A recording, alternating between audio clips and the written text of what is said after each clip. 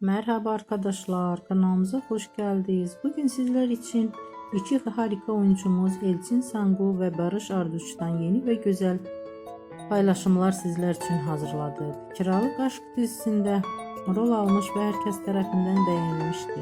Biz de sizler için onların güzel ve romantik karelerini hazırladık. Bu videoların devamlı gelmesini istiyorsanız kanalımıza abone olup yorum yazmayı unutmayın. Böylelikle